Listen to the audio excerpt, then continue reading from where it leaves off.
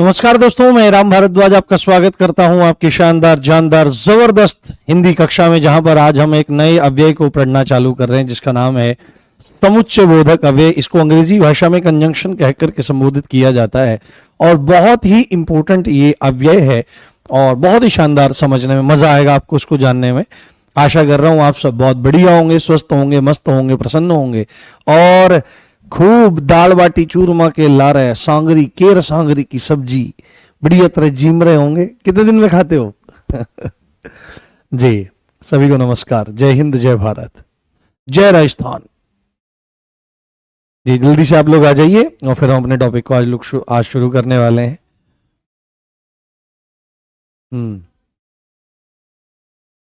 Welcome guys, खमा घनी। तो अगर आपकी आज्ञा हो तो क्लास को शुरू किया जाए। कोई दिक्कत, कोई समस्या, कोई परेशानी तो नहीं है? जी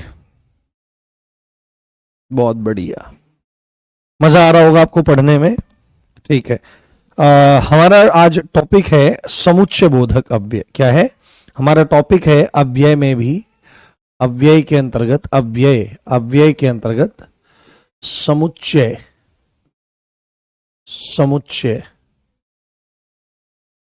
बोधक,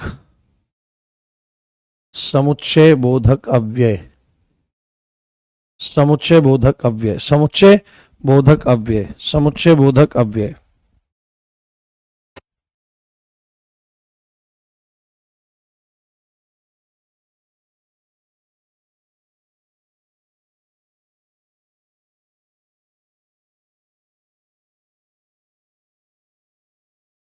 ठीक है, समुच्चय बोधक अव्यय क्या है हमारा? समुच्चय बोधक अव्यय है। सर शूरमा शाम को बना खाता हूँ। चलो बहुत बढ़िया सर, आप अपनी क्लास का टाइम चेंज कर लो ना। टाइम चेंज ही तो किया है, ये इतने बजे किया है। हाँ, समुच्चय बोधक अव्यय है।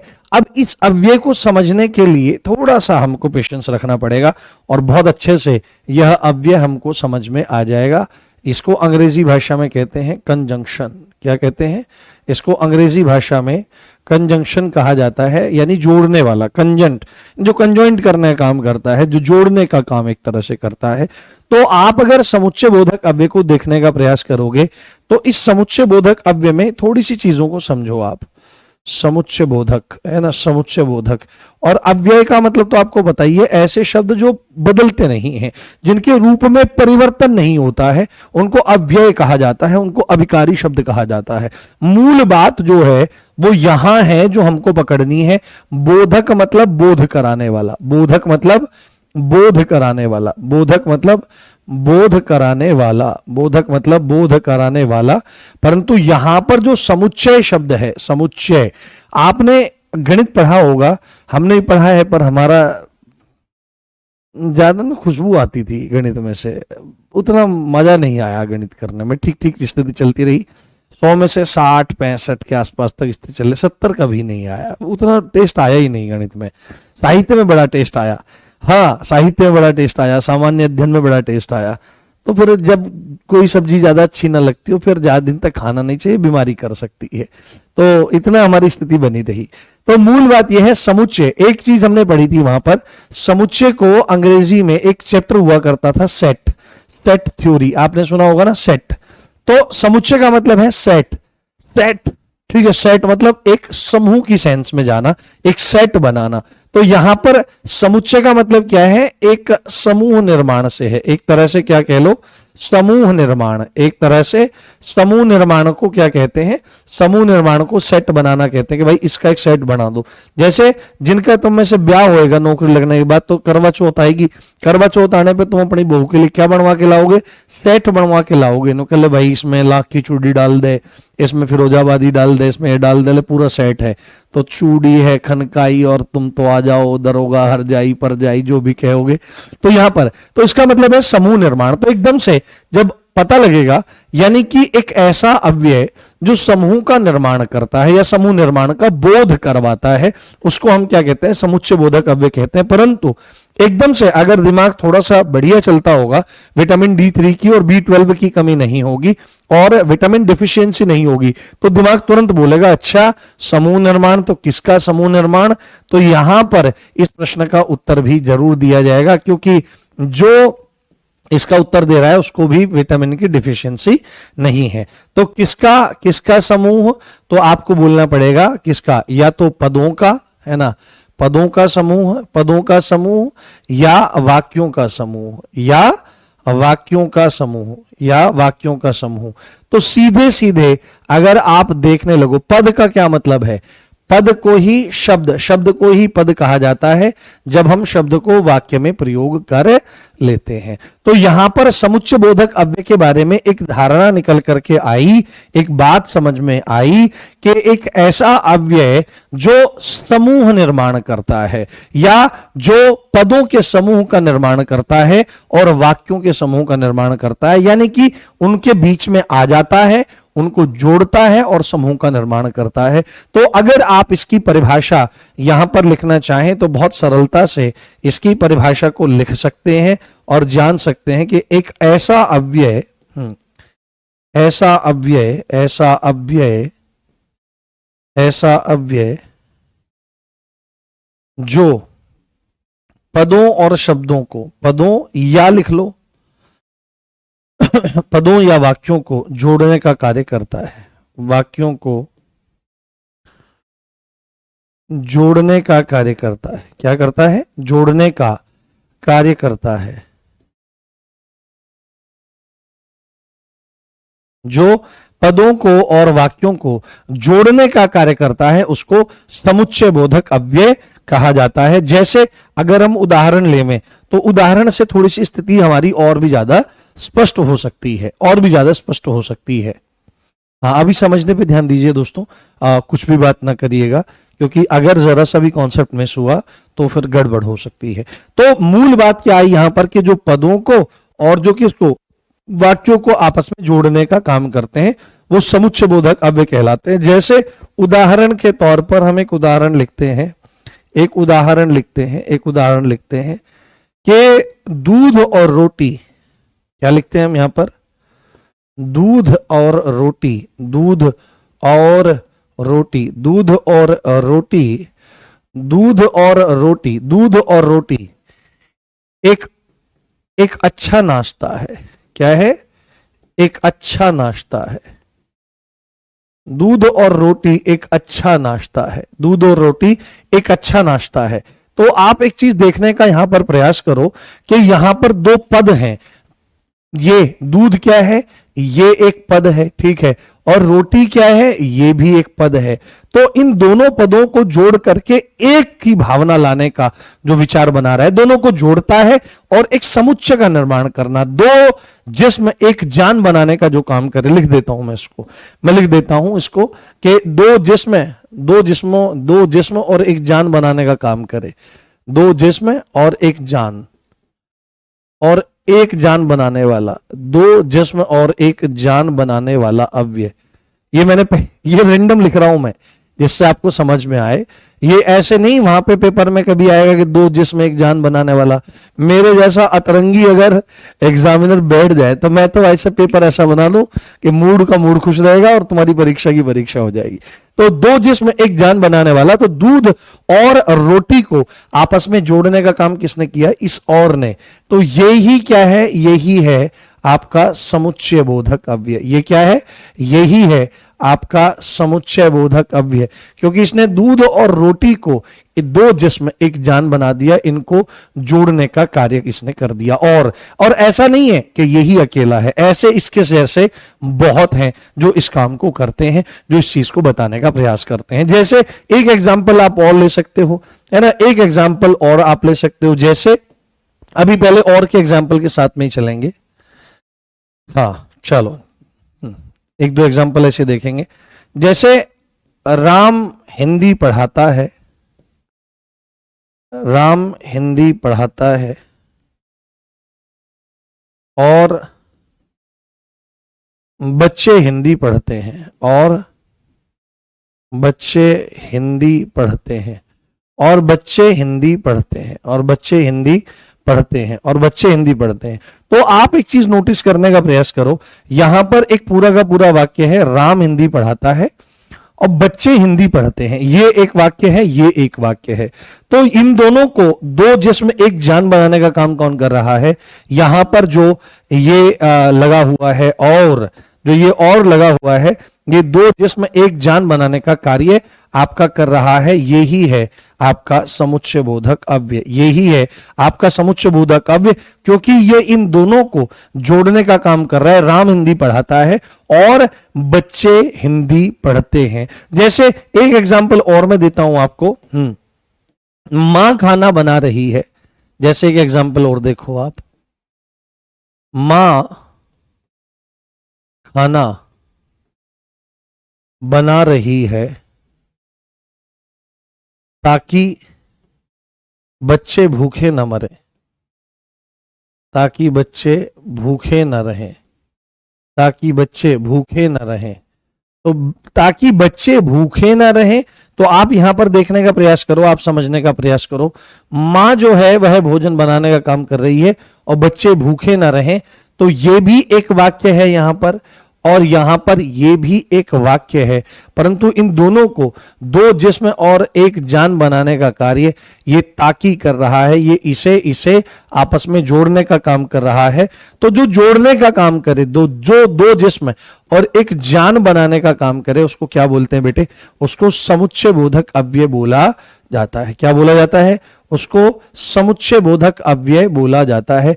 बोलो बात समझ में आई कि नहीं? तो दो पदों को या दो वाक्यों को जो जोड़ने का काम करता है उसको समुच्चय बोधक अव्यय कहा जाता है। इज दैट क्लियर और नॉट? बताइए।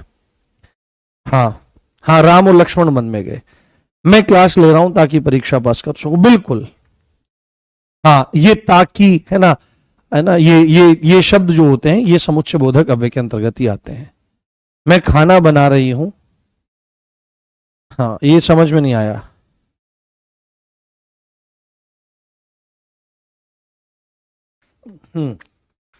बताइए, यहां तक की स्थिति स्पष्ट है?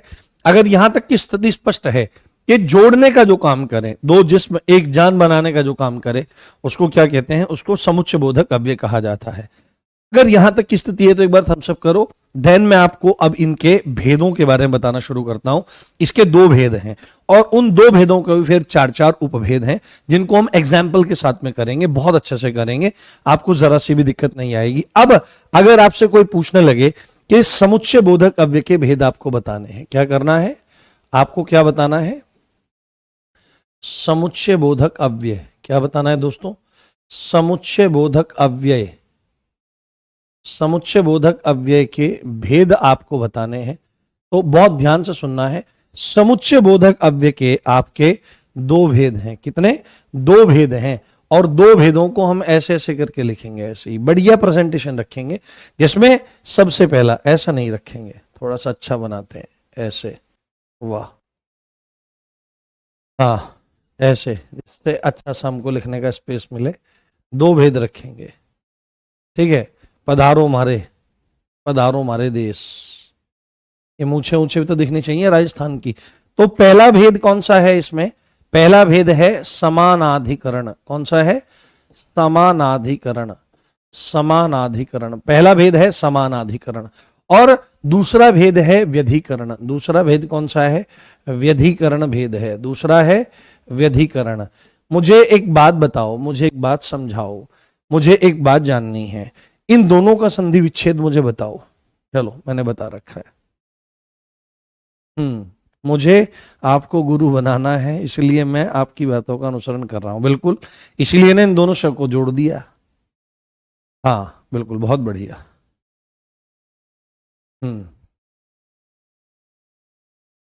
हाँ, अविकारी कहते हैं ना अव्यय को, अविकारी कहा जाता है बेटे। बताओ, इनके संधि विच्छेद बताओ, समानाधिकरण के और व्यधिकरण के, इन दोनों के संधि विच्छेद बताओ। संधि करा रखी है मैंने, और ये बताना संधि कौन सी है। हाँ, नहीं, आकर्मक क्रिया यहां पे कहां से आ गई? बताओ दोस्तों। अभिलाषा मोरदिया, क्या बताना है बेटा, बताओ। आपने लिखा बताओ, क्या बताना है आप बताओ। इसमें शुरू से जो संधि पढ़ते हुए आ रहे हो, इसमें संधि विच्छेद बताओ, संधि विच्छेद क्या क्या हो जाएगा इसका। देखो तो तुम क्या बताते हो, देखो ध्यान से। समानाधिकरण, समानाधिकरण, तो देखो जहां पर संधि स्थान हो, समानाधि, तो यानी कि यहां पर क्या है, आ रहा है, आ है तो इसका मतलब दीर्घ है, तो यहां पर संधि विच्छेद होगा समान धन अधिकरण। क्या है, समान धन अधिकरण, समान धन अधिकरण, ये हमारा यहां पर कॉन्सेप्ट आ जाएगा। कौन सी संधि है, दीर्घ संधि है। कौन सी संधि है, दीर्घ संधि है, समान अधिकरण दीर्घ संधि है। और हाँ बहुत बढ़िया, हाँ हाँ, समान धन अधिकार नहीं, सामान थोड़ी है, समान धन अधिकरण। एक दीपिका ने सही बताया है अभी तक, और योगिता ने बताया है समान अधिकरण का, पर व्यधिकरण का नहीं बता पाए। व्यधिकरण में देखना क्या चीज है, ये समझ में नहीं आ रहा है आपको कि एक मतलब आधा वर्ण पहले और उसके साथ में यह लगा हुआ हो, तो यहां पर यण संधि का आ जाता है। यहां पर क्या रहा होगा, इस वी की, इस ये व जो है, इस पे ई की मात्रा रही होगी, और सामने कोई भिन्न स्वर होगा, तो व जो ई है वो य में बदला, और बाद वाला स्वर मात्रा देने का काम करेगा। यानी कि यहां पर य लगा हुआ है, व्य है ना, य है ना, तो य के साथ में कोई मात्रा नहीं तो अ है, तो यहां पर आपका अधिकरण शब्द है। क्या है, अधिकरण। और इसके साथ में पहले क्या है, वी। अगर आप इसको देखना भी चाहो तो मैंने क्या बताया था, यहां पर व है, इसके साथ में ई है, सामने से क्या उतरेगा, अ, तो ई के बाद भिन्न स्वर आने से ई बदल जाता है य में, और बाद वाला स्वर मात्रा देने का काम करता है, तो अ की कोई मात्रा होती नहीं है, तो य ही रह जाएगा। तो यहां पर क्या बचा, यहां पर व बच रहा है आधा, उसके बाद य, और सामने क्या बच रहा है, धिकरण, व्यधिकरण। व्यधिकरण शब्द हमारा निर्मित हो गया। थोड़ा दिमाग लगाया करो, थोड़ा सा चीजों को याद रखा करो, ठीक है। तो समानाधिकरण और व्यधिकरण, ये कॉन्सेप्ट हमारा निकल करके आ गया।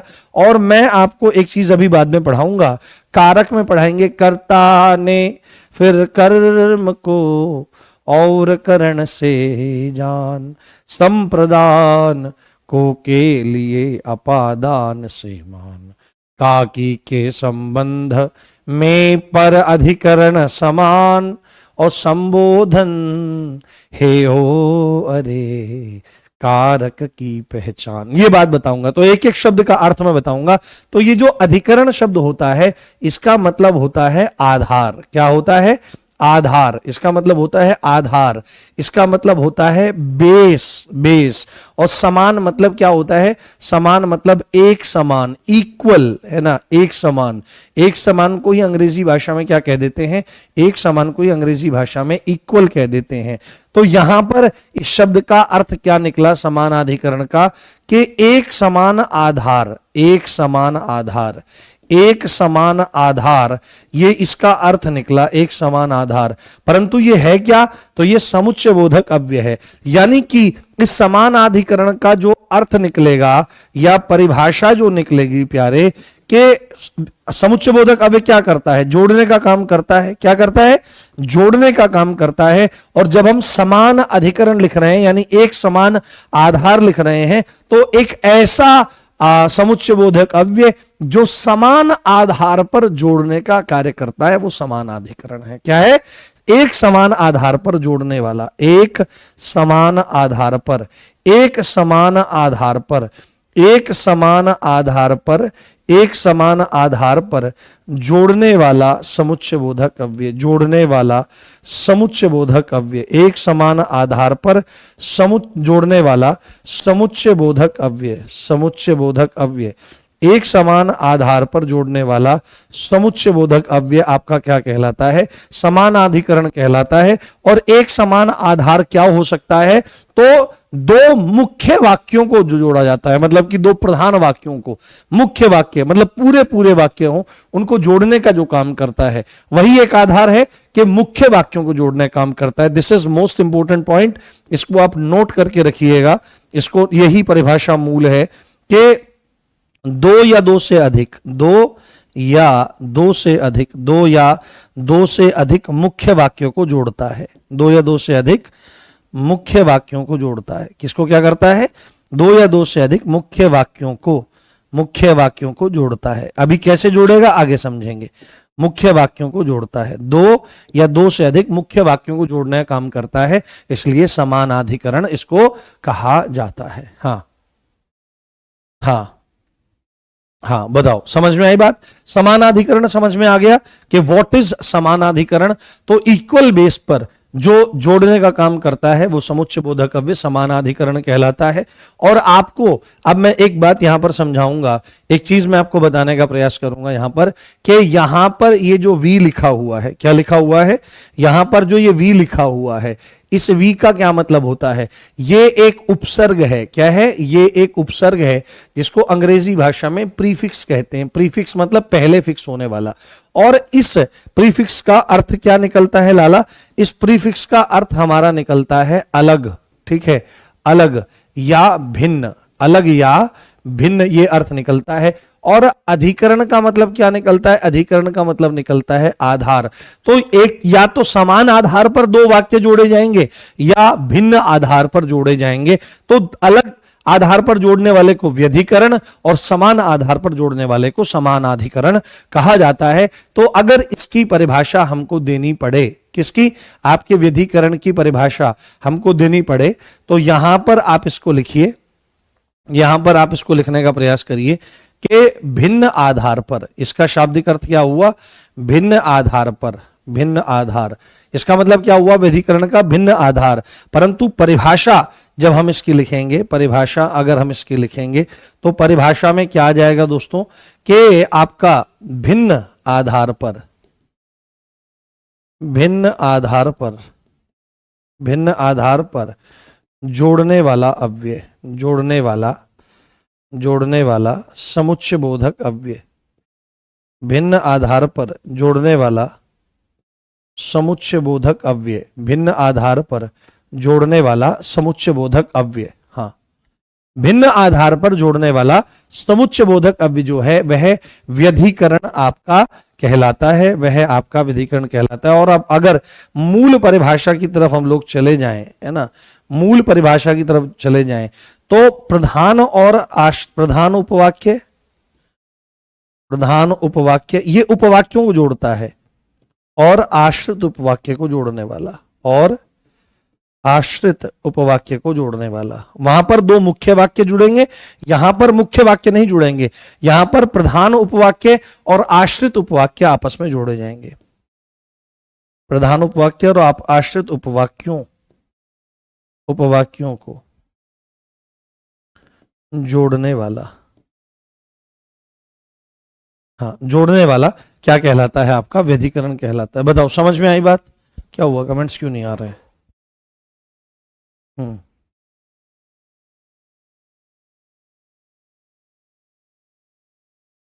बताओ एक बार, समझ में आ रहा है। क्लास तो चल रही है, फिर कमेंट क्यों नहीं आ रहे हैं तुम्हारे। कमेंट क्यों नहीं आ रहे भाई, बताइए। समझ में आ गया समुच्चय बोधक अव्यय।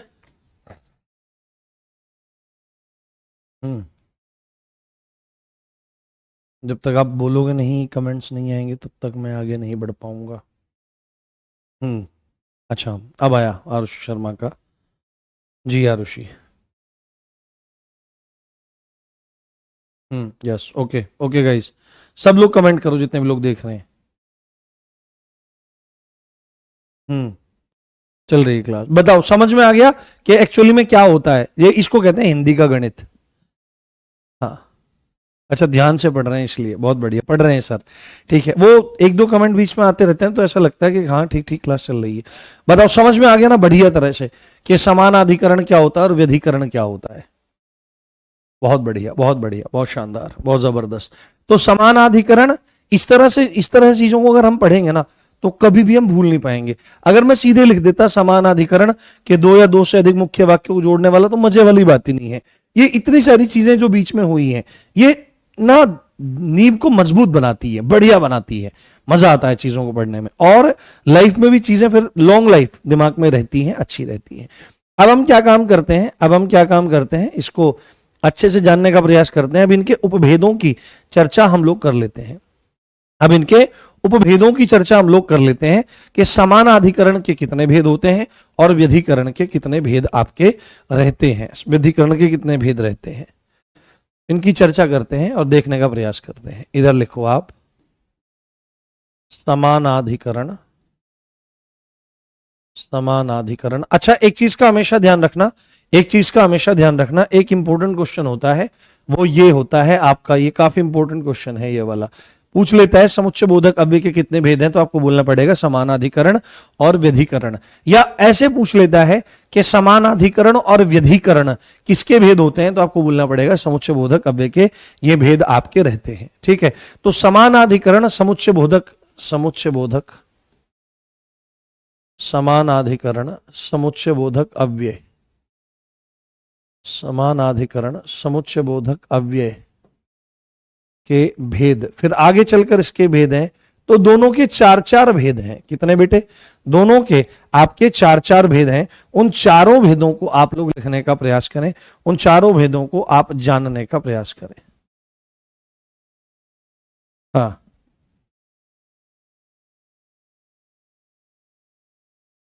अच्छा कोई बात नहीं डिंपल, हाँ बढ़िया से पढ़ना चाहिए क्योंकि हमारा टारगेट वो है। सर क्या लिखा है प्लेस, प्लेस क्या लिखा है? प्लेस तो कुछ नहीं लिखा है, तो इसको थोड़ा सा ध्यान में रखो। तो यहां पर चार जो भेद हैं उनको हम यहां पर लिखें। सबसे पहले संयोजक समानाधिकरण। कौन से? संयोजक समानाधिकरण। पहले नंबर पर कौन सा आता है? संयोजक समानाधिकरण। उसके बाद विभेदक या विभाजक, विभाजक, विभाजक समानाधिकरण, विभाजक समानाधिकरण, विभाजक समानाधिकरण, ये दूसरे नंबर पर आ जाता है। तीसरे नंबर पर आपका आ जाता है कौन सा? आपका परिणाम दर्शक। परिणाम दर्शक तो चौथे पर है। क्या लिखा है सर, कहां लिखा है? अच्छा ध्यान से सुन रहे हैं, बहुत बढ़िया बात है, बहुत बढ़िया बात है। तीसरे नंबर पर आ जाता है आपका विरोध दर्शक, विरोध दिखाने वाले, परस्पर विरोध दर्शक समानाधिकरण, विरोध दर्शक समानाधिकरण, विरोध दर्शक समानाधिकरण। और चौथे नंबर पर आ जाता है आपका परिणाम दर्शक। चौथे नंबर पर कौन सा आ जाता है? परिणाम दर्शक, परिणाम को दिखाने वाले, परिणाम दर्शक समानाधिकरण, परिणाम दर्शक समानाधिकरण। ये हमारे चार हो जाते हैं। कौन कौन से? संयोजक, विभाजक और विरोध दर्शक और परिणाम दर्शक। ये हो गए हमारे किसके? समानाधिकरण के भेद। इसी पेपर पर हम दूसरी तरफ क्या लिखेंगे? दूसरी तरफ हम यहां पर लिखेंगे व्यधिकरण समुच्चय बोधक अव्यय के भेद। व्यधिकरण समुच्चय बोधक अव्यय के भेद, अव्यय के भेद। तो ये भी कितने हैं? ये भी आपके चार ही हैं। ये भी कितने हैं? इसके भी आपके चार ही भेद हैं। और इन चार भेदों में सबसे पहले जो हमको समझना है, सबसे पहले जो हमको जानना है, तो कारणवाचक व्यधिकरण, कारणवाचक, कारणवाचक व्यधिकरण, कारणवाचक व्यधिकरण। दूसरे नंबर पर उद्देश्यवाचक व्यधिकरण, उद्देश्यवाचक व्यधिकरण, उद्देश्यवाचक व्यधिकरण। तीसरे नंबर पर आपका आ जाता है संकेतवाचक व्यधिकरण, संकेतवाचक व्यधिकरण, संकेतवाचक व्यधिकरण। और चौथे नंबर पर आपका आ जाता है स्वरूपवाचक, स्वरूपवाचक व्यधिकरण, स्वरूपवाचक व्यधिकरण। तो अगर आप इतना जान रहे हैं तो आपको कोई दिक्कत नहीं आएगी। मूलतः यहां पर क्या बात हो रही है कि समुच्चय बोधक, ये समानाधिकरण के भी चार भेद हैं और आपके व्यधिकरण के भी चार भेद हैं, जिसमें संयोजक, विभाजक, विरोध दर्शक, परिणाम दर्शक। और यहां पर क्या है? कारणवाचक, उद्देश्यवाचक, संकेतवाचक और स्वरूपवाचक। ध्यान इसमें क्या रखना है कि ये चार जो हैं आपके, ये चार जो हैं, ये किसको जोड़ेंगे? ये आपके प्रधान उपवाक्य प्लस, ये क्या काम करेंगे? ये प्रधान उपवाक्य प्लस आश्रित उपवाक्य को जोड़ेंगे। किसको?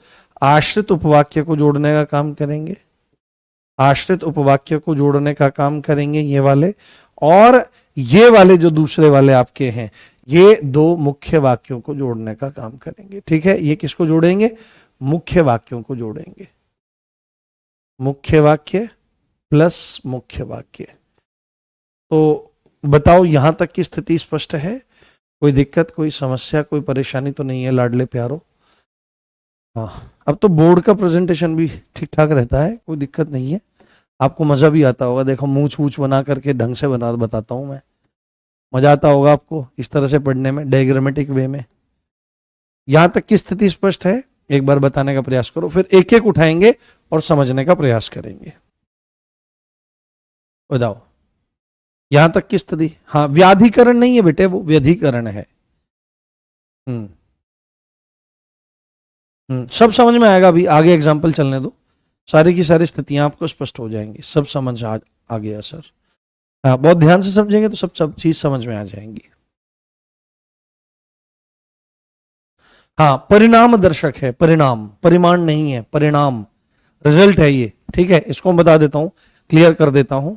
ये परिणाम दर्शक है, परिणाम, परिणाम है ये। तो यहां पर जो है वो रिजल्ट के बारे वाला है, ये रिजल्ट वाला है ना,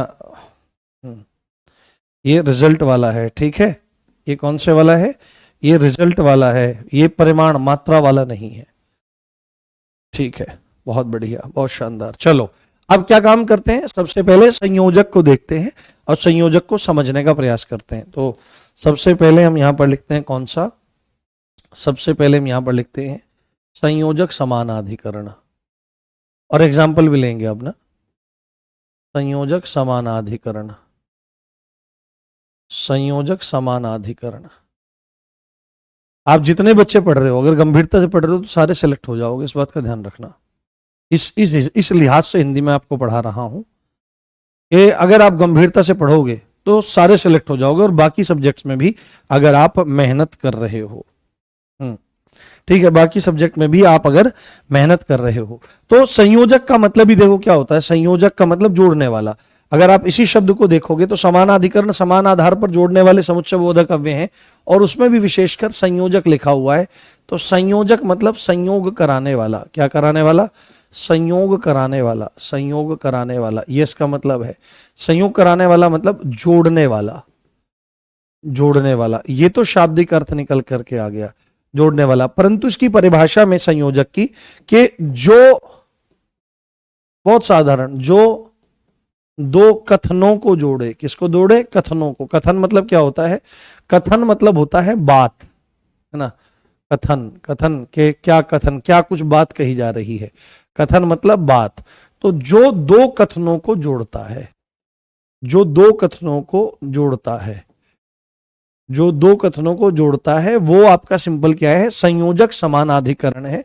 और अगर आप इसमें देखने का प्रयास करो कि जैसे संयोजक समानाधिकरण कौन से होते हैं, तो जैसे में आपका और जो है, और जो है, एवं जो है, एवं, वह होता है वह, और तथा। ठीक है, तथा, ये जो शब्द हैं आपके, ये संयोजक समानाधिकरण की श्रेणी में जाते हैं और दो कथनों को आपस में जोड़ता है।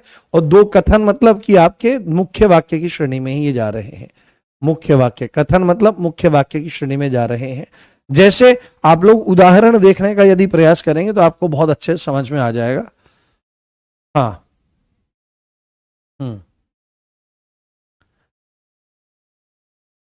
सर इतने डीप से क्वेश्चन पूछे जाते हैं? बिल्कुल, हम तो पूरे डीपेस्ट लेकर के चलेंगे चीजों को, कि क्वेश्चन वो फिर डीपेस्ट पूछे या बहुत ऊपर ऊपर से पूछ ले या ठीक ठीक स्तर से पूछ ले, हम मेहनत करेंगे दबा करके। तो इसमें आपका उदाहरण आप देखो, उदाहरण आप भी देने का प्रयास करो कि क्या क्या इसमें उदाहरण हो सकता है। जैसे हम इसमें लिखें, श्यामा भोजन पकाती है, श्यामा भोजन पकाती है, श्यामा भोजन पकाती है, और श्यामा भोजन पकाती है, और केशव और केशव, हाँ केशव पुस्तक पढ़ता है, केशव पुस्तक पढ़ता है। तो दो कथन कहे गए हैं, इन दोनों को आपस में जोड़ने का काम किया जा रहा है।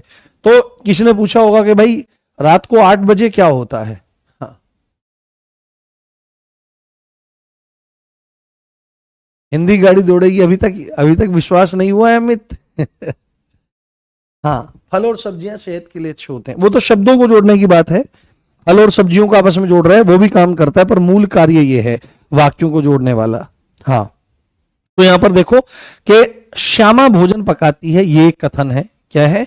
ये एक कथन है, या इसी को मुख्य वाक्य कह सकते हो। और केशव पुस्तक पढ़ता है, ये भी एक कथन है। ये भी एक क्या है? ये भी एक कथन है, एक कोई बात कही गई है। तो यहां पर इन दोनों को जोड़ने का जो काम कर रहा है वो कौन सा क्या कर रहा है? और कर रहा है। तो और ही क्या है आपका? और ही समुच्चय बोधक अव्यय संयोजक समानाधिकरण कहला रहा है। क्या कहला रहा है? संयोजक समानाधिकरण कहला रहा है। जैसे आप इसमें और एग्जाम्पल लिखना चाहो तो इसमें लिखे हम राघव, हाँ, सुबह से खेत में है। हाँ, जस्ट अ मिनट दोस्तों, जस्ट अ मिनट दोस्तों, जस्ट अ मिनट।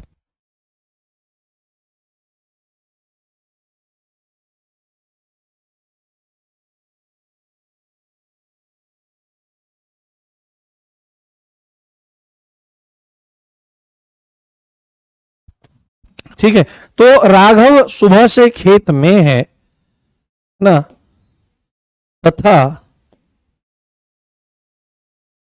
तथा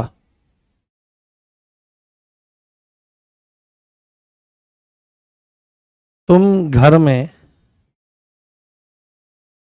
आराम कर रहे हो, आराम कर रहे हो, घर में आराम कर रहे हो, ये एक कथन है। तो इनको जोड़ने का जो कार्य करे, इनको जोड़ने का जो कार्य करे आपस में, तथा, तो दोनों कथनों को आपस में जोड़ दिया गया। तो दोनों कथनों को जो आपस में जोड़ने का काम करे वह संयोजक समानाधिकरण आपका कहलाता है, वह संयोजक समानाधिकरण आपका कहलाता है।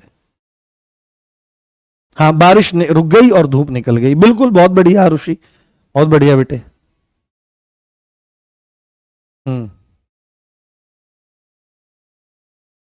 पायल स्कूल जाती है और श्याम कॉलेज जाता है, बिल्कुल सही बात है। बस दो मुख्य वाक्य हो, उनको जोड़ने का जो काम कर रहा है वो संयोजक समानाधिकरण आपका कहलाता है। बोलो, यहां तक की स्थिति स्पष्ट है? बहुत सिंपल सी बात है, दो वाक्य हैं, दो स्टेटमेंट हैं। कथन को आप स्टेटमेंट भी कह सकते हो, ठीक है। इसको अंग्रेजी में अगर लेना चाहो तो आप इसको क्या बोल सकते हो? आप इसको स्टेटमेंट बोल सकते हो। क्या बोल सकते हो दोस्तों? स्टेटमेंट, इसको आप बोल सकते हो। स्टेटमेंट बोलने का कार्य आप इसके साथ में कर सकते हो कि कथन का मतलब बात, स्टेटमेंट। तो जो कथनों को, तो ये दो स्टेटमेंट ही तो हैं, इन दोनों को आपस में जोड़ने का जो कार्य करे उसको क्या कहते हैं? उसको संयोजक समानाधिकरण बोला जाता है। अब आएगा हमारा विभाजक, कौन सा आ जाएगा? विभाजक समानाधिकरण आ जाएगा दूसरे नंबर पर। बहुत बढ़िया। हाँ हाँ, जल्दी चलो तो नहीं तो पकड़े जाएंगे। नहीं, ये नहीं आएगा, ये आएगा उसमें परिणाम दर्श है ना, ये उसमें आएगा आपका, देखो, नहीं तो पकड़े जाएंगे। तो ये रिजल्ट में आएगा, ये उद्देश्यवाचक में, कारणवाचक वगैरह में, ये अलग सेंस में जाएगा आपका। इस सेंस में ये आपका नहीं जाने वाला है। बहुत बढ़िया, आपको समझ में आया। ठीक है, बहुत बढ़िया। अब हमारा दूसरे नंबर पर कौन सा आ जाता है? दूसरे नंबर पर हमारा आ जाता है विभाजक समानाधिकरण। दूसरे नंबर पर आ जाता है हमारा विभाजक विभाजक समानाधिकरण। विभाजक समान, विभेद करने वाला। विभाजक का मतलब विभेद करने वाला, अंतर करने वाला, एक तरह से क्या है? अंतर करने वाला, विभेद करने वाला, अंतर करने वाला, विभेद करने वाला, अंतर करने वाला, ये विभाजक समानाधिकरण में चला जाता है। और अगर इसको सिंपल सी बात हम देखें तो जब दो विकल्पों में से, जब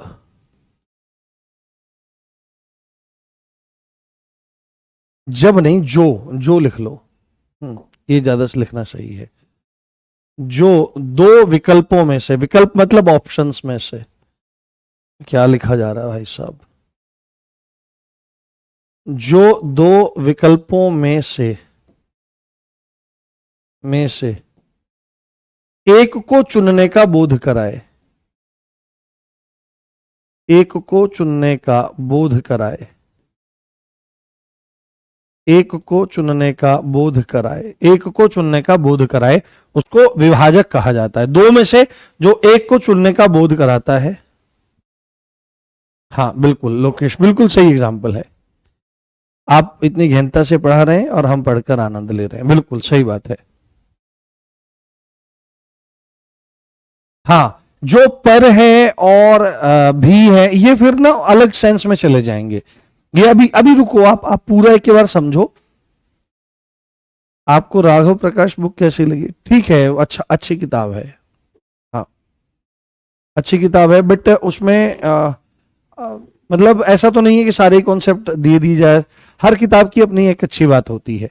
तो इसमें सबसे अच्छी बात यह है कि इसमें उदाहरण बहुत दे रखे हैं, ठीक है। विशेषकर कहां पर, विशेषकर जैसे मैंने इसकी संधि देखी, बहुत प्यारे ढंग से बहुत सारे एग्जाम्पल इसमें दे रखे हैं और बहुत तरीके से दे रखे हैं। जहां पे चीजों को मतलब एक्सप्लेन करना चाहिए, वहां पे चीजों को एक्सप्लेन भी किया गया है। अच्छी किताब है, आपका ऐसा ही एग्जाम निकल सकता है इस किताब से, कोई दिक्कत वाली बात नहीं है, ठीक है। तो दो विकल्पों में से एक को चुनने का बोध कराए, दो में से क्या करना है, दो में से, दो विकल्पों में से एक को चुनने का बोध करवाए। तो इन शब्दों को आप लोग देखने का प्रयास करो, जैसे इसमें कौन कौन से शब्द आ जाएंगे कि विभेदक समानाधिकरण कौन कौन से होते हैं। तो इसमें आ जाएगा या, अथवा,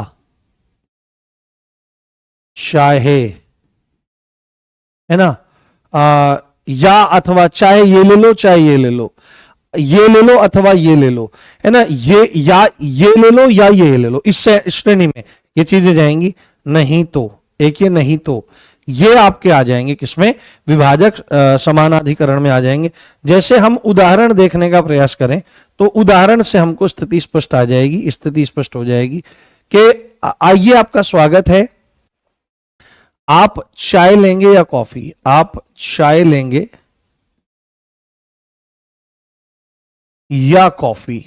आप चाय लेंगे या कॉफी? आप चाय लेंगे या कॉफी? ये एक एग्जांपल हो सकता है। इसमें देखो क्या है कि आपका क्या काम कर रहा है, दो मुख्य वाक्यों को जोड़ने का काम करता है और मुख्य शब्दों को जोड़ने का काम कर रहा है। तो दो विकल्पों में से, विभाजक में क्या है, दो विकल्प। तो पहला विकल्प क्या है, पहला विकल्प है चाय, विकल्प नंबर 1 है, और विकल्प नंबर 2 है। विकल्प नंबर 2 है कौन सा? विकल्प नंबर 2 है, विकल्प नंबर 2 है आपका कॉफी। तो इन दोनों के बीच में अंतर क्रिएट करने का काम कर रहा है या, कि या तो ये ले लो या ये ले लो आप। तो चाय लेंगे या कॉफी? तो दूसरा आदमी कहेगा दोनों ही लेंगे, नहीं लेंगे, हम कोल्ड ड्रिंक पियेंगे आज। तो स्थिति अलग हो जाएगी। हाँ, ऑब्जेक्टिव प्रैक्टिस कहां से करें? तो ऑब्जेक्टिव प्रैक्टिस आप मार्केट में नहीं जाते क्या, जहां पे पूरा कलेक्शन मिल जाए? चलो मैं सर्च करता हूं, मेरे को एक काम करना, आज ना मुझे ग्रुप में मैसेज डाल देना टैग करके, सर प्रैक्टिस बुक देख लो, इतना बस बता देना। ठीक है। तो आप चाय लेंगे या कॉफी, ये वाली बात है। जैसे अब किसी आदमी की घरवाली होवे भाई, किसी आदमी की घरवाली होवे और वो जाके कहे कि अब तो करवा चौथ तो चली गई, चल मान लो बर्थडे गिफ्ट लेना है, तो बर्थडे गिफ्ट लेना है, वो कहेगा मैं तो सूट भी लूंगी, साड़ी भी लूंगी, जीन्स भी लूंगी, प्लाजो भी लूंगी, घघरा भी लूंगी, लहंगा भी लूंगी। देख सुन, बात सुन, मेरे पे कौन इतने पैसे जितने लेना है, तो देख दो चीज दिवा सकूं मैं तने, अब दो चीज में भी फिर मैं तुझे चॉइस दूंगा, या तो लहंगा ले ले या सूट ले ले। सूट तो उधर चलता नहीं, राजस्थान में सूट इतने तो पहनते नहीं है, तो हम सूट को लिखेंगे नहीं। कि चाहे साड़ी ले ले, चाहे साड़ी ले लो, चाहे क्या कहेंगे, लहंगा ले ले, लहंगा, लहंगा, चाहे लहंगा ले लो। तो यहां पर आप देखो क्या है, चाहे शब्द, साड़ी ले लो चाहे लहंगा ले लो, तो पहले भी लगा सकते हैं बाद में भी लगा सकते हैं। तो आप इसमें देखो विकल्प क्या है, एक विकल्प हमारी यहां पर साड़ी है और एक विकल्प हमारा यहां पर लहंगा है। तो दोनों में से एक चीज दिवा सकूं मैं, तो इससे ज्यादा मेरे बस का जुगाड़ है नहीं। तो विकल्प एक है और विकल्प दो है, इन दोनों विकल्पों के मध्य अंतर खड़े करने का काम ये चाहे वाले शब्द कर रहे हैं। तो इसको दो बार भी यूज कर सकते हैं, एक बार भी, साड़ी ले लो चाहे लहंगा ले लो, इस तरह की स्थिति बन जाएगी। हाँ हाँ, घर कानी ओले बोल देना, घर कानी ओले। कुछ कुछ महिलाएं पहनती हैं सर, अच्छा सूट पहनती हैं कुछ कुछ महिलाएं। हाँ लोकेश बुंदेला, आप धार्मिक गुरु बन लें या आधुनिक अध्यापक बन लें। क्या भाई साहब नीचे वाले से मार रहे हैं? देखो ऐसा कुछ नहीं है। धर्म किसको कहा जाता है? धारिते इति धर्मः। ठीक है, धारिते इति धर्मः। बहुत सारे बच्चे मुझे बात बोलते हैं कि आप टीचर हो, आप तिलक लगाते हो, आप पढ़े लिखे हो करके भी अंधविश्वासों वाली बात करते हो। अच्छा एक बात बताओ, अगर मैं किसी रैंडम गाय से ये बात पूछने लगूं, कोई थार के रेगिस्तान में ऐसा गांव हो जहां पर कभी शिक्षा पहुंची ना हो, स्कूल का मुंह ना किसी ने देखा हो, और मैं जाकर के बोलने लगूं किसी को कि मेरे को बताओ रॉकेट में जो ईंधन लगता है उसमें कौन कौन सी चीज मिली होती है, तो उन्होंने कहा भाई फूंक मारो ऐसे उड़ जाता है रॉकेट। तो आप कहोगे यार बेवकूफ आदमी है। तो जिसको अध्यात्म के बारे में पता नहीं है, दर्शन के बारे में जानकारी नहीं है, बस वो इन चीजों को देख करके राजनीति के वश में आकर के और बस कह देता है कि ये ऐसे, ये तिलक लगाना और ये सब करना, ये तो सब अंधविश्वास होता है। आपके कहने से थोड़ी हो जाएगा, ऐसे थोड़ी हो जाता है। इसका बहुत महत्व होता है। ये बहुत गहरी चीजें हैं, इनको समझने के लिए पढ़े लिखा होना जरूरी है विशेष। तो लोग कहते हैं कि भाई ऐसा नहीं है, तो ऐसा नहीं है, बहुत गहरी बातें हैं। देखो जिन चीजों का हमको ज्ञान नहीं होता, या तो उन पर बोलना नहीं चाहिए, है ना, जीवन में ध्यान रखना कि उसके बारे में उच्चारण कुछ करो ही नहीं, और अगर उच्चारण करना है तो प्रॉपर उन चीजों को पहले पढ़ो, देखो, अगर फिर वहां पे गलत लगता है तो फिर आप बोले। ये मूल बात है। तो यहां पर विभाजक समानाधिकरण क्या करेगा? दो में भेद करने का काम करेगा। बोलो समझ में आया कि नहीं? हाँ, मैं कभी भी किसी भी चीज के बारे में बोलने से बचता हूं जब तक मुझे उसकी जानकारी नहीं होती है। हाँ। हम्म। नहीं, जैसे सुनील बोल रहे हैं कि सर ऐसे, जैसे कि आप पढ़ो या नहीं, नहीं ये नहीं। हाँ, इसमें जैसे आएगा आ, आप पढ़ लो अथवा मत पढ़ो, इस तरह से, तो दो में से एक ऑप्शन आ जाएगा। किसने कहा है कि साइंस वाले गॉड को नहीं मानते? अगर साइंस वाले गॉड को नहीं मानते तो जो वो गॉड पार्टिकल मिला था उसका नाम गॉड थोड़ी रखते।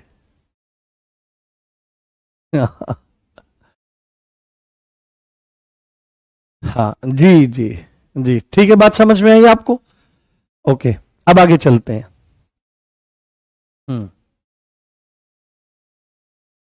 बताओ एक बार, समझ में आ गया यहां तक? मैं थोड़ा जल ले लेता हूं।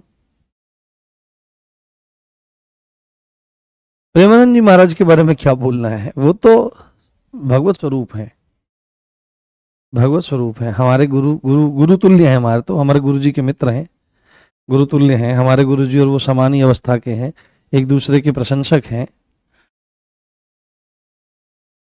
एक दूसरे के आदरणीय हैं। हाँ, देखो बहुत सारी चीजें ऐसी होती हैं,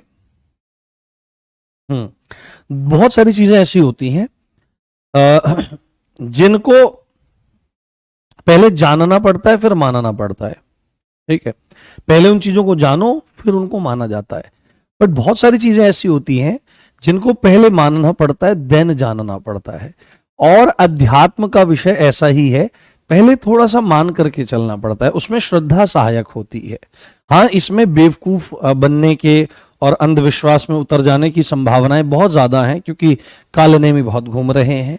परंतु यदि ठीक ठीक आचरण किया जाए, पुस्तकों का, ग्रंथों का ठीक ठीक सहारा लिया जाए, फिर उसके अनुसार प्रार्थना की जाए, तो अच्छे गुरु का संग मिल जाता है, अच्छे संतों का संग मिल जाता है, और फिर उनकी कृपा से श्रद्धा होती है तो माना जाता है, और फिर जानने में आता है, क्योंकि फिर कहा गया है सो जानई जिन देहु जनाई, जानत तुम्हई तुम्हई है जाई, के सो जानई जन देहु जनाई, के आत्मा जो है, जो परमात्मा का ही स्वरूप है, परमात्मा जिनको चाहते हैं वही जान पाते हैं उसके तत्व को, और जो जान लेता है तो वह स्वयं परमात्मा स्वरूप हो जाता है। तो सो जानई जिन देहु जनाई, वही जान पाता है जिसको जानने देना चाहते हैं। बट अध्यात्म का मार्ग दुनिया से उल्टा है, यहां पर पहले मानना पड़ता है तब जानने में चीजें आती हैं, और समाज में, संसार में पहले जानना पड़ता है फिर मानना पड़ता है। तो दोनों का मार्ग अलग है, इसलिए विपरीत लगता है और लोग एकदम से उसको अंधविश्वास बोल देते हैं, तो बड़ा घाटा करते हैं अपना। ऐसा नहीं करना चाहिए। सपोज करो भगवान ना हुए, ठीक है, सपोज करो भगवान ना हुए, हमारे लिए तो ऐसा नहीं है, हमें तो पूरा विश्वास है, क्योंकि हमारे गुरुजनों ने दर्शन किया है, प्रत्यक्ष देखा है, तो हमें तो पूरा है। तुलसीदास जी ने देखा है, मीरा जी ने देखा है, रैदास जी ने देखा है, रामानंदाचार्य जी ने देखा है, कबीर जी ने देखा है ना, नरसिंह जी ने देखा है, नामदेव जी को 56 बार दर्शन हुआ है प्रत्यक्ष सामने बिल्कुल। और जब हमारे प्रामाणिक महापुरुष कोई बात बोल रहे हैं तो हमको तो मानना पड़ेगा। परंतु सपोज करो कि मतलब भगवान नहीं है, और एक ऐसा है कि जो मानता है कि भगवान है और दूसरे वाला नहीं है, तो ऊपर गए। तो जब वो गया आदमी कि जिसको पता लगा ऊपर जाके कि भगवान नहीं है, तो क्या उसके जीवन में कोई नुकसान हुआ? कोई नुकसान नहीं हुआ। वो सदाचार से रहा, उसने ठीक ठीक खाया, समाज में अच्छी तरह जिया, चाहे इसी भ्रम के भगवान हैं, उसने अपनी वाणी शुद्ध रखी, कोई आचार व्यवहार गलत नहीं किए, समाज में पॉजिटिविटी फैलाई। परंतु जब नास्तिक कभी जाए और उसको पता लगे भगवान था, तो सोचो कितना बड़ा झटका लगेगा। तो आस्तिक का तो कभी कोई नुकसान होता ही नहीं है, उल्टे वो समाज को बढ़िया चीजें ही दे करके जाता है, समाज में बेहतरीन चीजों को फैलाता है। विरोध दर्शक, विरोध दर्शक, विरोध दर्शक, तो विरोध दर्शक समानाधिकरण यानी विरोध को दिखाने वाला, विरोध को क्या करने वाला? विरोध को दिखाने वाला, विरोध को दिखाने वाला, विरोध दर्शक। तो इसको ध्यान से देखो शब्द को, विरोध दर्शक, विरोध दर्शक मतलब विरोध को दिखाने वाला, विरोध को दिखाने वाला, विरोध को दिखाने वाला। तो विरोध को दिखाने वाला समानाधिकरण, हाँ, विरोध को दिखाने वाला जो समानाधिकरण है वह विरोध दर्शक है। और इसकी परिभाषा आपको फटाक से लिख देनी है कि जो दो कथनों में, दो बातों में विरोध को दिखाए, विरोध को दिखाने का काम करता है, विरोध को दिखाने का काम करता है, विरोध को दिखाने का काम करता है, उसको विरोध दर्शक कहा जाता है। जैसे इसमें कौन कौन से हो सकते हैं, जैसे इसमें कौन कौन से हो सकते हैं, तो इसमें पर हो सकता है, जैसे पर, परंतु, लेकिन, ठीक है, बल्कि ना, बल्कि आदि आदि शब्द इसमें आपके आ सकते हैं, पर, परंतु, लेकिन, बल्कि वगैरह। अच्छा, रेवासा आपके नजदीक है, तो कभी आएंगे ना तो बता के आएंगे रेवासा। हाँ, उदयपुर में से है आप में से कोई? बल्कि, वरन, वरन शब्द आ जाता है, एक वरन, वरन शब्द आ जाता है, किंतु शब्द आ जाता है, आदि आदि। तो ये सब के शब्द आपके विरोध दर्शक किसमें आते हैं? समानाधिकरण में आते हैं। और इसके उदाहरण अगर आपको देखने हो तो उदाहरण आप बहुत सरलता से देख सकते हैं कि रोहन गरीब है, रोहन गरीब है लेकिन बेईमान नहीं, लेकिन बेईमान नहीं, रोहन गरीब है लेकिन बेईमान नहीं। तो यहां पर रोहन के बारे में, यहां पर रोहन गरीब है लेकिन बेईमान नहीं, तो यहां पर गरीब और बेईमानी ये दोनों अलग अलग सी बात है। क्योंकि जो कोई गरीब होता है तो वो सोचता है यार पेट भरे चाहे कैसे भरे, कैसे भी पैसा आए, कैसे भी आए, जिस भी तरीके से आ जाए आ जाए। तो गरीब होकर के ईमानदार रहना बहुत बड़ी बात है, गरीब होकर के ईमानदार रहना बहुत बड़ी बात है। तो यहां पर रोहन गरीब है ये कथन है, और बेईमान है ये कथन है ना, बेईमान नहीं, बेईमान नहीं, बेईमान नहीं, बेईमान नहीं है, ये एक कथन है। तो इन दोनों कथनों के बीच में परस्पर क्या दिखा रहा है? परस्पर विरोध दिखाने का काम करता है। इन दोनों कथनों के बीच में परस्पर विरोध दिखाने का काम करता है।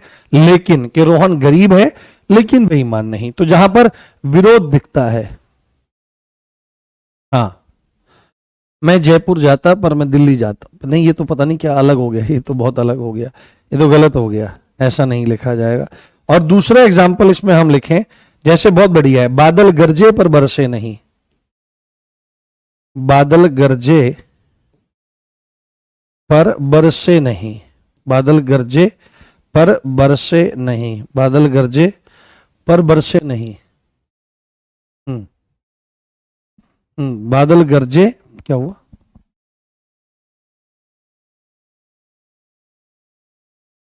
बादल गरजे पर बरसे नहीं।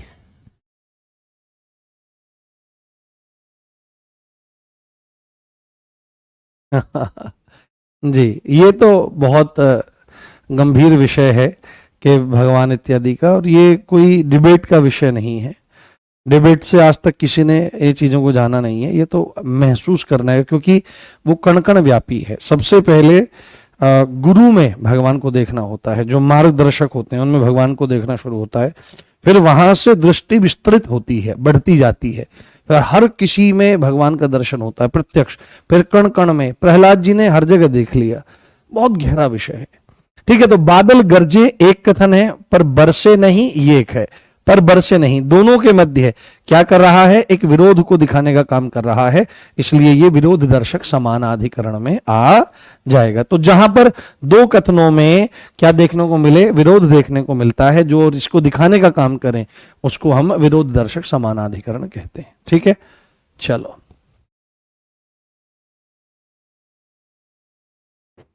हाँ, बहुत बढ़िया। ठीक है, तो चलिए आज हम इसको यहीं रख लेते हैं, कल इसको कंप्लीट करेंगे, देन अगली क्लास में फिर हम संबंध बोधक को और वस्मयादि बोधक को समझने का प्रयास करेंगे। ठीक है, आप इंडियन ज्योग्राफी क्लास में जाइए, मिलते हैं कल। धैर्य रखिए अपना और पढ़ते रहिए, सब काम बढ़िया होंगे। जय हिंद, जय भारत, नमस्कार, love you all guys, bye.